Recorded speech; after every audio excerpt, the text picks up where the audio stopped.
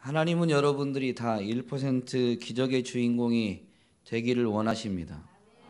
그런데 하나님이 하실 목은 하나님이 다 이루셨지만 우리가 해야 될 목이 있어서 우리가 될 수도 있고 안 될 수도 있는 거예요. 오늘 이 시간에 달려 있습니다. 이 시간에 달려 있습니다. 주의 말씀을 잘 들으시고 이왕이면 1% 주인공으로 1% 기적의 주인공으로 살아가시기를 주의 이름으로 축복합니다. 어제를 떠나서 오늘 우리 시온 찬양대 찬양 너무 은혜로웠죠. 우리 한 번 더 격려하는 박수로 그리고 하나님 앞에 영광 돌리겠습니다. 강단에서 예배를 준비하고 있는데 연습하시면서 누가 그러셨는지는 제가 잘 모르겠지만 어제 시온 찬양대가 대전 예술의 전당에서 있는 오페라를 보고 오셨거든요. 그래서 오페라를 수준 있는 무대를 감상하고 오니까 찬양이 더 잘 된다고 그러셨나요? 그래가지고 어제 오페라 보고 이렇게 은혜로운 찬양 하시게 된 겁니다. 이게 아멘이 맞는 건지 안 맞는 건지 또 찬양대가 하니까 맞는 것 같기도 하고 그러나 어쨌든 어제 오페라 보실 때 저희 부부도 초청해 주셔서 정말 이 표현밖에 안 되네요. 은혜로운 시간을 가졌습니다. 은혜로운 시간인데 굉장히 어렵더라고요. 우리말 아닌 음악을 들으려니까 감상하려니까 어렵고 또 예술의 전당 무대 옆으로 그것을 이렇게 번역해 놓은 자막이 나오는데요. 중앙 무대를 감상을 해야 되는데 눈은 자막에 더 많이 가는 거예요. 그래가지고 어려우면서도 은혜로운 시간을 가졌는데 어제 저희가 보고 온 오페라가 라보엠이라는 오페라입니다. 사막의 짧진 않더라고요. 2시간 40분. 어쨌든 사막의 비극적인 결말을 갖는 오페라인데요. 이 라보엠이 세계적으로 많이 사랑받는 오페라 중에 하나라고 합니다. 그런데 이 오페라 내용이 보니까 인터넷을 조사했는데 너무 이 분량이 많고 저한테는 어려워서 제가 어제 감상하고 느낀 대로 제일 짧게 요약해 보니까 가난한 시인 로돌프와 순박하지만 이 병을 가지고 있었던 미미라는 여인의 사랑 이야기라고 이해가 됐습니다. 1막에서는 둘의 운명적 만남을 보여주었고 2막에서는 둘이 너무너무 행복한 것을 보여주고 3막에서는 병 때문에 또 이 사람의 마음이 변하게 되면서 둘이 이별하게 되는 장면을 보여주었고요. 4막에서는 둘이 다시 재회하는데 이 아팠던 병약했던 이 미미라는 여인이 자기 생애 마지막이 다가오자 그 처음 사랑했던 로돌프에게 돌아오게 됩니다. 그리고 로돌프의 품에서 숨을 거두게 되는데 다시 로돌프에게 와서 로돌프의 품에 안기면서 둘이 나누는 이 사랑 이야기가 굉장히 애절하죠. 죽음을 앞두고 있으니까. 그런데 사막에서 있었던 이야기가 뭐냐면 이 미미가 로돌프를 처음 만났을 때를 기억하느냐라고 물어요. 그때 했던 말 그리고 그때 했던 행동 이런 것들을 기억하고 있느냐라고 하면서 이 미미가 그걸 다 기억하고 있는 걸 이제 노래하죠. 그러면서 이제 그 처음 만남을 회상하면서 행복하게 표현이 맞나요? 행복하게 죽음을 맞이합니다. 뒤늦게 이제 사랑에 뭐라고 해야 될까요? 첫사랑을 다시 깨닫게 된 이 로돌프가 이제 좀 절규하면서 무대가 마무리되긴 하지만 어쨌든 처음 사랑을 회상하면서 행복하게 죽음을 맞이한다는 게 이제 오페라의 마무리였습니다. 그런데 이 뭐라고 해야 될까요? 만남, 행복, 이별 그리고 재회긴 하지만 좀 비극이거든요. 근데 사람들은 이 오페라를 왜 그렇게 사랑할까요? 여러분, 이 비극적인 결말을 원해서 사람들이 사랑할까요? 어제 오페라 보신 우리 시원 찬양대 오늘 이렇게 오페라 보시고 찬양도 너무 은혜롭게 하셨는데 대답 좀 해주시죠. 우리 고은빈 집사님은 어제 안 보고 오셔가지고 앞에서 자신 있게 웃고 계십니다. 보고 오신 분들 왜 이 비극적인 이야기를 사람들이 사랑할까요?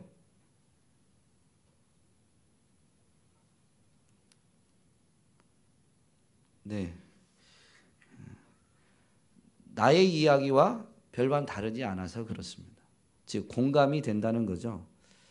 무슨 얘기냐면 우리 인생이 미련하고 연약해서 비극적인 결말을 결코 피할 수 없는 존재라는 것을 사실은 공감하고 있는 겁니다. 그것이 무대에서 짧게 드러났지만 우리 인생은 스스로의 힘으로는 결코 해피엔딩을 만들어낼 수 있는 존재가 아니에요. 그것이 얼마나 가치 있는 것인지 그 순간에는 모를 때가 참 많죠. 우리의 마음이 변하게 되면 오히려 그게 너무너무 소중한 건데 소중한 것을 소중한 것으로 여기지 못할 수 있더라라는 것이죠. 그런데 지나고 나서 깨닫고 나면 인생이 깨달을 때는 돌이키기엔 너무 늦은 때가 돼버립니다. 그래서 우리는 하나님의 은혜가 절대적으로 필요한 것입니다. 교회를 하나님이 자기 피로 사셨다라고 말씀하셨습니다. 사도행전 20장에 나오는 말씀인데요. 왜냐하면 교회는 예수 그리스도를 구주로 영접하여 구원받은 사람들의 모임이 교회입니다. 그래서 지금 여기가 교회입니다. 이 건물이 아니고 여기 모인 여러분이 여기 모였기 때문에 교회입니다. 세종 온육교회인데요. 이 교회를 하나님이 사셨어요. 바로 예수 그리스도의 핏값을 지불하고 사신 거예요. 예수님이 지불한 그 핏값 때문에 저와 여러분이 구원을 받았고 그 구원의 은혜로 하나님을 알게 되었고 하나님을 예배하게 된 것이죠. 그래서 이렇게 모일 수 있게 된 것입니다. 직접 값을 지불하신 예수 그리스도, 그가 죽으셨을 때에 하나님은 이제 그를 살리셨을 뿐만 아니라 하나님 보좌 우편에 앉히시면서 만물 위에 세우셨습니다. 특별히 교회의 머리로 세우셨죠. 에베소서와 골로새서에서 특별히 이 부분을 강조합니다. 그래서 하나님이 핏값을 주고 사신 교회는 하나님이 주인이고 하나님이 지키고 계신 줄로 믿습니다.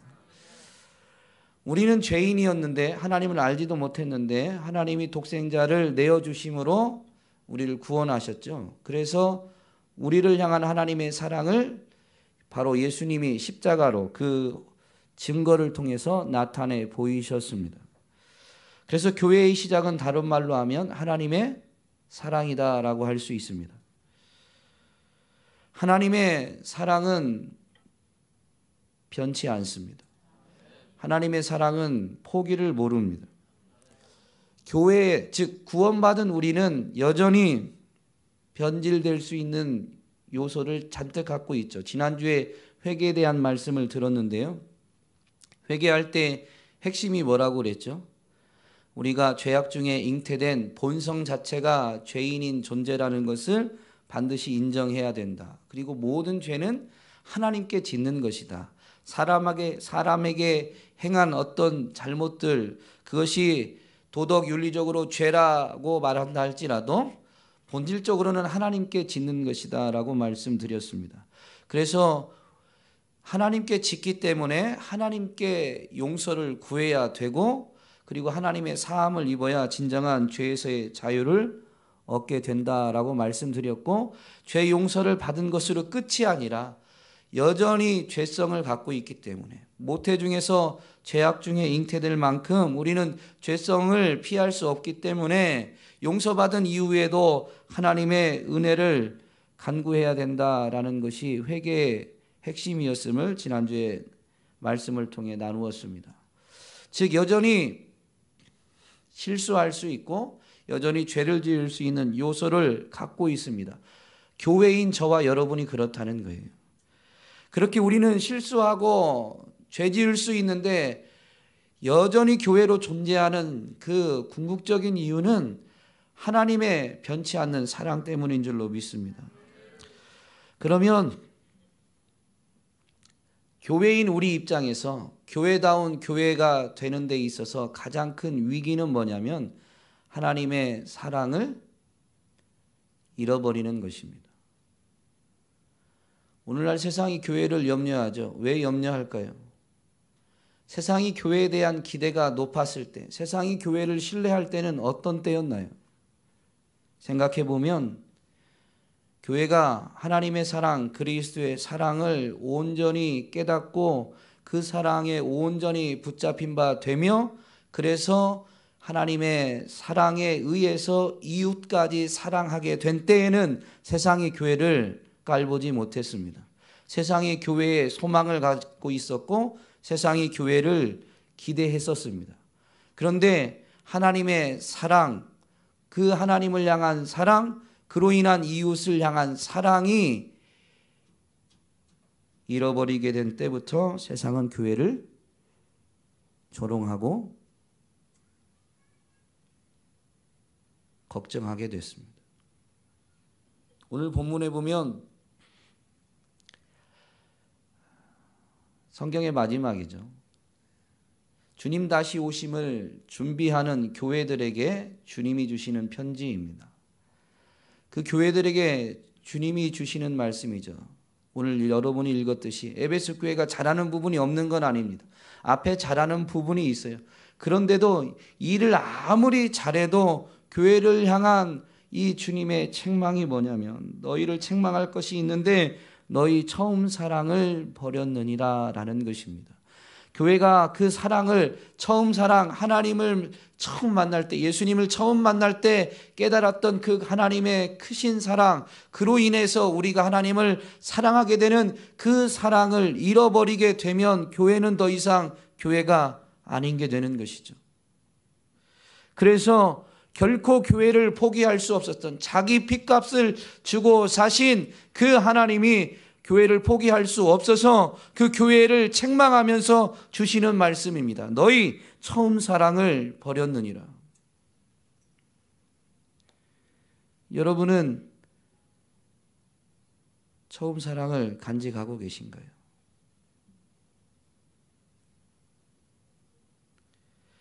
우리가 예수님을 구주로 영접해서 깨닫게 되었을 때, 하나님의 사랑을 깨닫게 되었을 때, 그래서 하나님을 향한 사랑을 고백할 때 여러분 어떻게 고백했고 여러분이 깨달았던 그 사랑은 얼마나 크고 놀라운 사랑이었나요? 세상의 다른 어떤 것은 정말로 1점도 필요치 않을 만큼 하나님의 사랑은 충분한, 우리를 완전히 압도하는 그런 놀라운 사랑이었습니다. 그 어떤 것도 단 한 1점도 필요치 않은 완벽한 사랑이었습니다. 그런데 지금은 어떠신가요? 하나님의 사랑으로 정말 충분한가요? 그런데 오늘 주님의 책망은 사실 굉장히 두렵습니다. 말씀을 전하는 저도 굉장히 두렵습니다. 어제 오페라를 보고 온 이유도 있지만 이 말씀이 지난 주일 저녁 때 증거해야 되겠다는 감동이 왔는데도 불구하고 이게 잘 안 되는 거예요. 저 자신에게도 너무 부담인 말씀이죠. 그 부담이 뭐냐면요, 우리 인생에게 그냥 지적만 해주셨으면 좋았겠어요. 너희가 처음 사랑을 잃어버렸다, 빼앗겼다. 그러면 마치 그것을 훔쳐갔거나 아니면 강제적으로 뺏어간 어떤 존재가 있고 우리는 이 죄성을 가진 연약하고 미련한 존재니까 우리의 한계 때문에 어쩔 수 없었다라는 핑계가 통할 것 같은데 주님의 책망은 그렇지 않습니다. 너희 처음 사랑을 너희가 버렸다라는 거예요. 우리 인생은 자기 힘의 연약함 때문에 할 수 없이 어쩔 수 없어서라는 핑계를 댈 때가 많지만 여러분, 인생에 있어서 우리는 핑계할 수 있는 게 단 하나도 없습니다. 사실은 어려운 것을 감당하지 않으려는 우리의 이 죄성 때문에 결국엔 우리가 선택한 것뿐입니다. 어쩔 수 없었다라고 하는 것도 그 어쩔 수 없게 되는 것은 그 환경은 정말로 힘든 환경이죠. 그런데 그 힘든 것을 뚫고 가지 않으려는 죄성에 의해서 우리는 그것을 피하는 선택을 한 거예요. 오늘 본문에서도 너희가 처음 사랑을 버렸다라는 것입니다. 물론 원인은 있습니다. 태초에서부터 인생들이 하나님의 사랑을 버리게 된 원인은 있지만 그러나 버린 책임은 피할 수 없는 겁니다. 주님이 분명히 다시 오시는데요, 교회가 아닌 즉 주를 알지 못하는 이들도 주님 앞에 설 것이고 교회도 주님 앞에 서는데 그때 서게 됐을 때에는 교회라고 해서 핑계가 하나님 앞에 합당하게 받아들여지느냐? 결코 그렇지 않습니다. 예수 그리스도의 변호가 없으면 누구도 자기 자신이 어쩔 수 없었다는 자기 자신이 근사한 근거를 대고 이유를 대며 핑계할다 할지라도 그 핑계는 하나님 앞에 합당한 것이 되지 않습니다. 그래서 로마서 1장에서 복음을 선포하는 바울은 하나님 앞에 설 때 누구도 하나님을 모른다고 했던 것, 하나님을 부인했던 것, 하나님을 거절했던 것, 하나님을 외면했던 것, 그 어떤 것도 핑계할 수 없다라고 말씀하십니다. 에덴 동산에서부터 인생으로 하여금 하나님의 그 크신 사랑을 선택하지 않고 하나님을 거절하고 살아가도록 사단이 와서 거짓말로 속였습니다. 진리를 잡고 거짓말로 속입니다. 그건 에덴 동산에서부터 있었던 일입니다. 예수님이 이 땅에 오시면서 말세임을 말씀하시고 그 말세에 믿음으로 살아갈 성도들에게 경고한 내용을 보면 마지막 때가 다가올수록 거짓 선지자들이 많이 일어난다라는 거예요. 거짓 선지자, 거짓 그리스도, 즉 핵심은 그들이 그리스도라고 하든 선지자라고 하든 핵심은 뭐냐면 거짓이라는 것입니다. 거짓말을 가지고 믿음의 사람들을 미혹합니다. 거짓이 팽배하다 보니 불의가 성하게 됩니다. 불의가 성행하게 되고 거짓이 팽배하면 사랑은 식어지게 되어 있습니다. 부부간에 거짓말을 일삼으면서 사랑이 돈독해질 수가 있을까요? 여러분, 거짓이 팽배하면 결코 사랑은 싹트지 않습니다. 그런데 우리가 세상살이 하면서 이 거짓에 많이 치우치면서 거짓말에 우리가 많이 익숙해지면서 하나님을 향한 사랑, 이웃을 향한 사랑, 그 사랑이 식어지고 있는 것인 줄로 믿습니다. 아닌가요? 오후 예배 드리신 분들은 심지어 저주를 받는다라고 해도 어떻게 반응하라고요? 네, 아멘. 굉장히 무겁죠. 근데 정말 이 말씀 앞에 우리가 아멘으로 반응해야 돼요. 왜냐하면 거짓이 우리를 자꾸 미혹했는데 우리도 모르게 우리의 세상살이 속에서 우리도 모르게 거기에 익숙해진 거예요. 그러면서 하나님을 향한 사랑, 그리고 그래서 하나님을 향한 사랑으로 살아가고자 하는 우리가 하나님의 말씀 따라 이웃을 사랑하고자 하는데 그것이 식어지게 되었다라는 것이죠. 제법 그럴싸하게 옵니다. 거짓말을 대놓고 거짓말, 새빨간 거짓말로 우리를 유혹하지 않습니다. 사단이 거짓말로 우리를 유혹할 때에는 늑대인데도 불구하고 양의 탈을 쓰고 다가오고 사단이 광명한 천사의 모양으로 다가와서 우리를 미혹한다라는 것이죠. 세상이 던지는 거짓말이 굉장히 그럴싸합니다. 이 땅에서 육을 갖고 살아가는 우리에게 정말로 꼭 필요한 것 같은 말들로 우리를 속입니다. 그런데 그것이 진리를 거스를 때가 너무 많은데 제법 그럴싸하다 보니, 그리고 끊임없이 그것이 반복되며 그 거짓말을 진리로 여기며 살아가는 이들이 참 진리를 알고 진리를 붙잡고 살아가는 이들보다 더 많다 보니 우리도 모르게 그렇게 흔들리게 되고 하나님을 향한 사랑과 이웃을 향한 사랑을 우리가 버리게 된 것입니다. 여러분, 그래서 주일 예배는 생명의 마지노선입니다. 주일 예배는 마지노선이에요. 주일 예배로 예수님이 이 땅에 오셨을 때 내가 온 것은 양으로 생명을 얻게 하고 더 풍성히 얻게 하려 함이라 했는데요. 주일 지키는 정도로 주님이 정말로 주의 백성들에게 주시고자 한 그 풍성한 생명의 역사를 누릴 수 있는 게 아닙니다. 주일날 일주일 동안 세상살이 하다가 주일 와오면 어떻게 되는 거예요? 여러분, 대표기도 하시는 분들이 거의 빠지지 않고, 또 지난주에 그 회개에 대한 말씀을 전하면서 주일 예배, 정말로 주일 예배를 영과 진리로 예배하기 위한 첫 단계, 첫 걸음이 회개다라고 말씀드렸는데요. 그 회개 즉 뭐예요? 일주일 동안 진리를 벗어났던 우리의 모습을 발견하게 되고 돌이키게 되는 거 아닙니까? 그래서 계속 진리에서 완전히 벗어나서 비진리 속으로 치우쳐 버리는 것을 겨우 막는 것이 주일입니다. 주일 지켰으니까 우리의 믿음이 대단하고 우리가 정말로 믿음의 용사로 쓰임받을 수 있는 것이 아니라 그저 영적인 생명을 겨우 유지하는 수준밖에 되지 않는다는 거예요.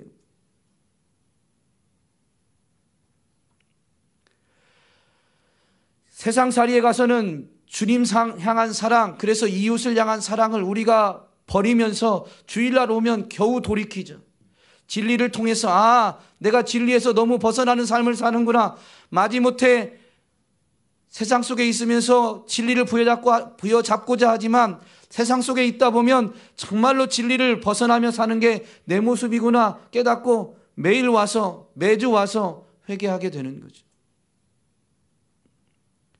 우리 온유교회는 이 정도 수준에서 더 나아가야 될 줄로 믿습니다. 그래서 교회가 새벽 예배를 드리는 것 은혜입니다.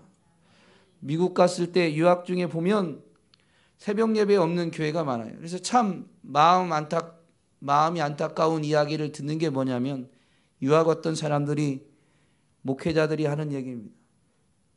새벽 예배 없는 미국에서 목회하면 좋겠다. 편리할 수는 있죠. 쉬울 수는 있죠. 근데 여러분, 쉬운 선택이, 편리한 선택이 올바른 선택이 되는 경우는 많지 않습니다. 자녀들이요, 쉬운 대로, 편한 대로만 살려고만 하면 여러분 가슴에 불이 날 겁니다. 그렇지 않나요? 공부하는 걸 쉽게 여기는 자녀들, 공부가 너무 편리해하면서 가영아 왜 웃어? 지난 날이 생각나지. 공부를 스스로 찾아 하는 자녀들 한 명도 없습니다. 그런데 우리는 쉬운 선택, 편리한 선택, 그것이 지혜로운 것처럼 말하는 이 거짓 진리에 너무 익숙해서, 그리고 우리 이 육체 자체도 그 죄성에 길들여져 있어서 쉽고 편리한 선택을 할 때가 너무 많습니다. 그런 우리들에게 주님이 결코 포기하실 수 없어서, 주님이 결코 포기할 수 없어서 교회에게 편지하신 것입니다.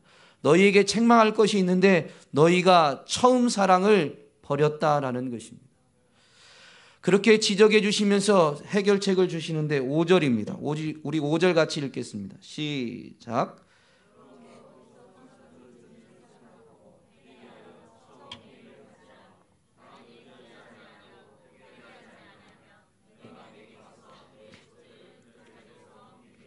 아멘.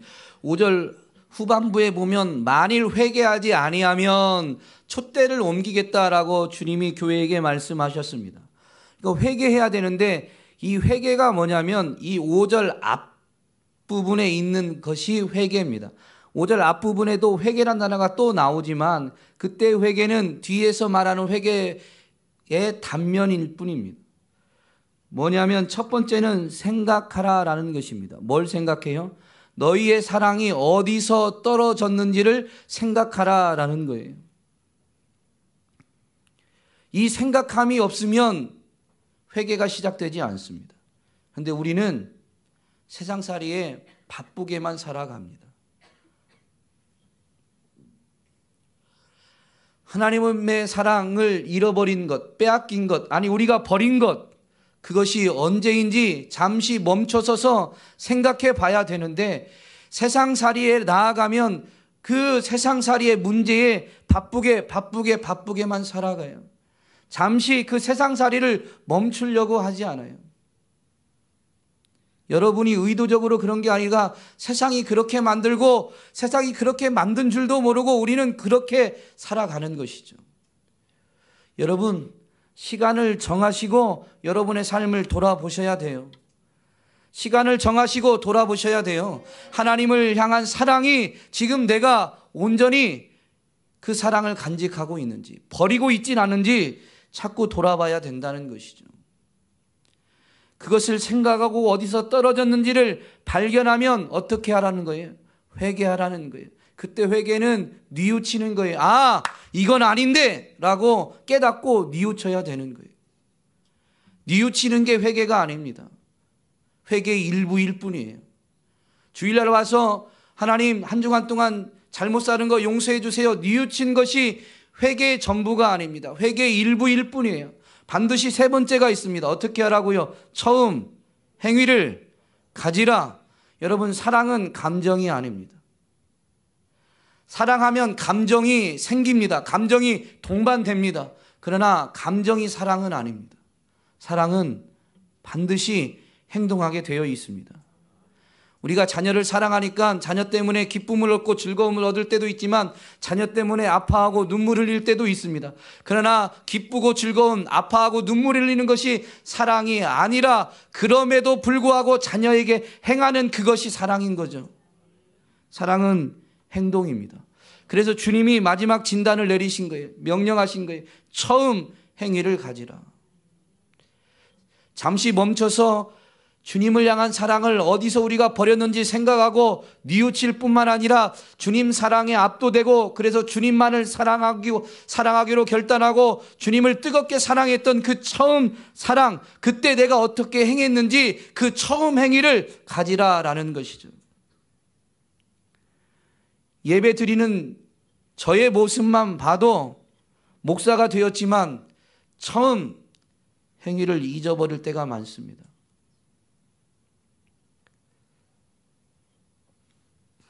특별히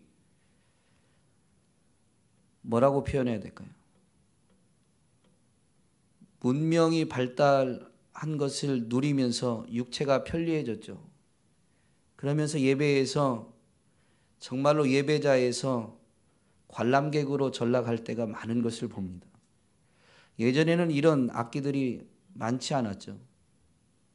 저보다 더 연배 있으신 우리 어르신들은 더 생각나실 거예요. 피아노나 예전에는 피아노도 아니죠. 풍금이나 이것도 없어서 무반주에 아니면 부가나 치면서 찬양했던 때가 있습니다. 자꾸 왜 옛날로 돌아가느냐? 아니요, 옛날로 돌아가자는 게 아니에요. 악기가 없어도 그때는요, 내가 그 찬양하는 데 힘을 다했어요. 그러지 않았나요? 주님 처음 만나서 밤새 회개하면 목이 다셔요. 그런데 또 예배 자리에서 찬양하자고 하면 쉰 목소리인데 나 목이 쉬었으니까 노래 안 해야지, 그렇게 했었나요? 아니면 목이 쉬었는데 찬양하자고 하면 쉰 목소리로 찬양을 더 힘껏 했나요? 처음 사랑을 분명히 한번 여러분 생각해 보세요. 우리는 그때처럼 그렇게 예배하지 않습니다. 삶은 고사하고 여기 와서 예배하는 그 모습조차도 그때처럼 예배하지 않아요.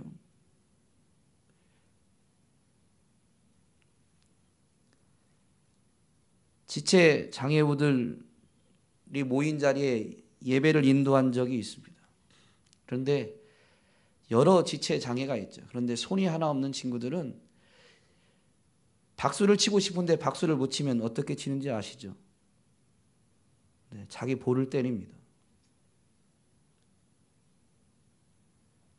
자기 볼을 치면서 하나님을 찬양합니다. 손이 하나 없으니까 한 손으로 자기 볼을 치면서. 그때 가서 그렇게 예배 인도 안 하면 거룩한 도전을 받습니다. 나는 손바닥 좀 치면 손바닥 아파서 박수 안 치고, 요즘은 내가 손바닥 치는 대신에 드럼 치고 건반 있고 조금 더 세션이 갖춰지면 뭐 일렉 기타, 베이스 기타 여러 가지 악기로 다 동원해서 합니다. 그런데 거기 예배 회중석, 제가 여기 있어서 드리는 게 아니에요. 여러분에게 하는 게 아니라 저에게 하는 말입니다. 회중석에 앉아있는 나는 그 세션들이 연주하는 거 보고 거기에 맞춰서 고상하게 노래하려고 합니다. 제가 간증했었죠. 저희 온육교회 부임하기 전에 약 7개월 동안 성대 폴립으로 목소리가 안 났어요. 전교에서 설교를 못했습니다. 그러면 어떻게 제 자신을 보면 나는 이렇게 목이 좀 아프니까, 나는 목소리가 좀 안 나니까, 그러면서 방관자로 전락해버리는 제 모습을 분명히 봅니다. 물론 소리 안 냈다고 해서 무언가를 지금 소리 그걸로 책망하는 건 아니에요. 그런데 그렇게 마음 먹을 때 내 마음은 마음으로라도 하나님을 찬양하려는 마음조차 빼앗겨 버리더라라는 것이죠.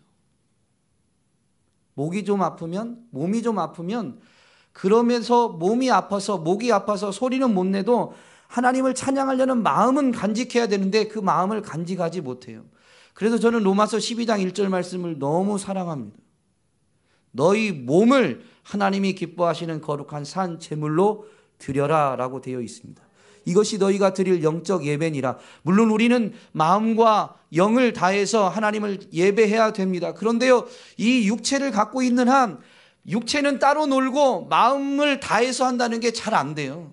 정말로 마음을 다하려고 하면 목소리를 쥐어짜게 되어 있고, 마음을 다하려고 하면 몸을 사용하게 되어 있습니다. 처음 행위를 갖는 데까지 나아가야 될 줄로 믿습니다. 이제 말씀을 좀 마무리할 건데요. 영상 하나 보고 말씀을 좀 마무리하겠습니다. Now, I flew here from Los Angeles yesterday morning.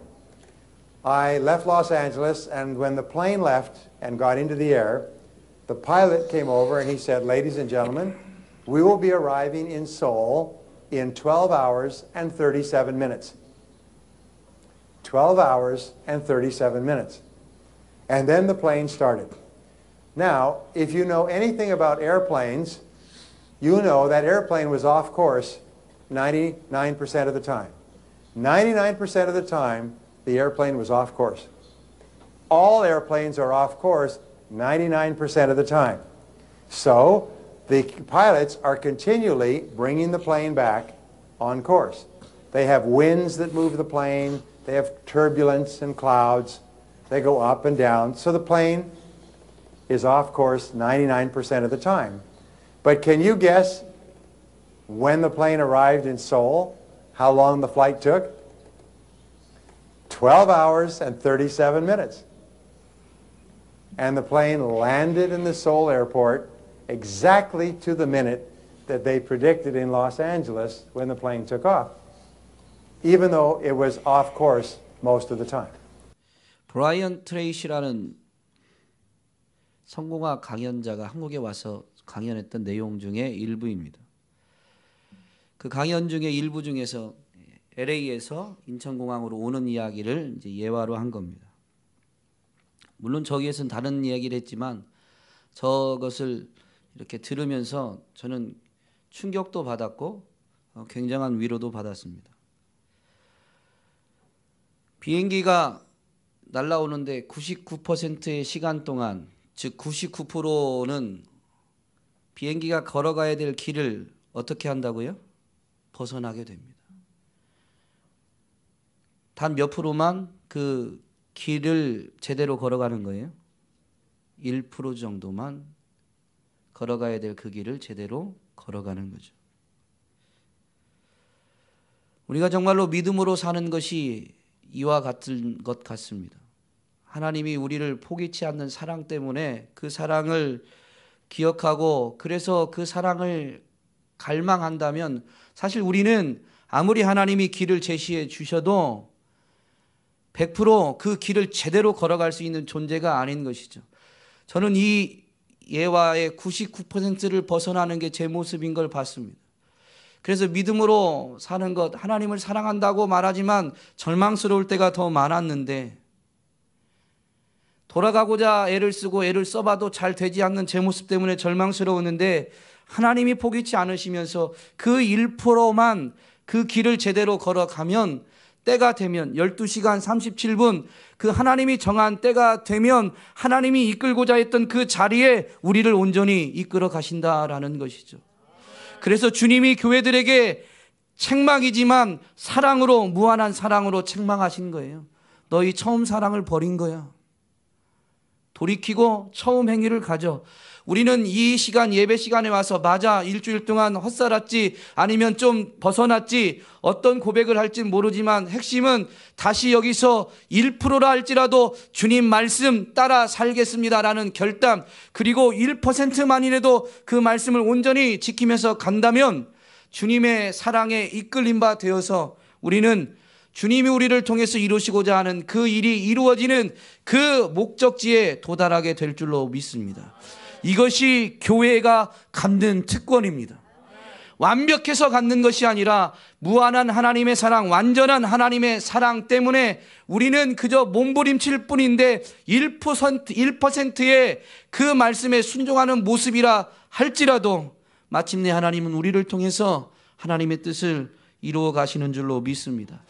이를 위해서 교회들에게 주시는 편지의 마지막에는 공통적으로 나오는 문구가 있습니다. 귀 있는 자는 성령이 교회들에게 하시는 말씀을 들을지어다.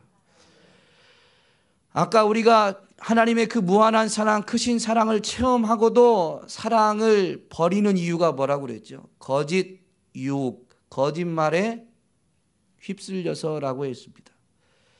그래서 우리가 돌이키는 것은 어디에서부터 시작되느냐? 성령이 교회들에게 하시는 말씀을 듣는 데서부터 시작됩니다. 하나님의 말씀이 들려져야만 우리가 벗어난 것도 깨닫게 되고, 하나님의 말씀이 들려져야만 돌이킬 힘도 얻게 되고, 하나님의 말씀이 살아 있어야만 돌이키고자 했던 대로 살아갈 수 있는 것입니다. 그래서 교회에게, 성령이 교회들에게 하시는 말씀을 들으라라고 오늘 편지하신 것입니다. 예수님이 이 땅에 오셔서 하나님의 나라를 가르치신 여러 가지 비유로 하신 이유가 뭐냐면 귀 있는 자가 듣게 하기 위함이었습니다. 그런데 그 귀 있는 자는 들을지어다, 귀 있는 자는 들을지어다 라는 이 표현들 조금 뒤에 보면 이런 표현도 있습니다. 무릇 있는 자는 받아서 넉넉하게 되고 없는 자는 그 있는 것도 빼앗기리라. 여러분 이제 이해되시나요? 있는 자는 받아서 풍족하게 되는데 뭐가 있는 자예요? 들을 귀가 있는 자는 말씀을 계속 받아서 말씀으로 인해서 풍족하게 되는 것입니다. 없는 자, 들을 귀가 없는 자는 그나마 있는 것마저도 빼앗기게 되는 것이죠. 저는 이 말씀에 의지해서 간절히 축복하기를, 우리 569의 성도님들에게 성령님이 교회에게 하시는, 여러분에게 하시는 말씀을 듣는 귀가 열려지기를 정말로 간절히 축복합니다. 여러분 주일날 예배 시간만이 아니라 삶에서도 그래서 하나님의 말씀을 들으려고 하셔야 됩니다. 말씀을 들으려고 하셔야 됩니다. 종에게 뿐만이 아니라 여러분 개인이 직접 성령이 하시는 말씀을 들으려고 하셔야 되고, 들려지면 돌이키시고 들려지면 행하려고 몸부림치셔야 됩니다. 그러면 여러분 1%일지 모르지만 그 말씀대로 따라가고자 하는 여러분의 삶을 통해 하나님이 하나님의 때에 여러분을 이끌고자 했던 그 약속의 자리, 축복의 자리로 한치의 오차도 없이 이르게 해주실 줄로 믿습니다. 그때에는 정말로 그렇게밖에 간증할 하지 않을 수 없죠. 1%도 채 안 되는데 우리는 다 하나님이 하셨습니다. 그건 그냥 거짓말이 아니고 우리는 노력 안 했다는 게 아니라 하나님이 하신 것이죠. 우리가 노력했지만 우리의 노력은 1%도 채 되지 않아요. 말씀 위에 서고자 하는 그게 말씀에 제대로 서는 우리의 노력은 1%도 되지 않는데 변함없는 사랑, 포기치 않는 사랑, 그 하나님의 사랑이 우리를 보듬어서 하나님의 사랑이 완성하신 것이기 때문에 그 약속의 자리에 이르게 되면 하나님이 하셨습니다 라는 고백, 진실된 고백으로 하나님 앞에 영광 올리게 되고 그 진실된 고백이 전파되고 전파되다 보면 결국 누군가도 듣게 되어질 것이요 그 소리를 듣게 될 때에는 주를 알지 못했던 이들이 주님 앞에로 돌아오는 역사가 이루어지게 되는 것입니다. 오늘 저와 여러분을 통해서 이 놀라운 역사가 이루어지게 되기를 간절히 소망합니다. 기도하겠습니다.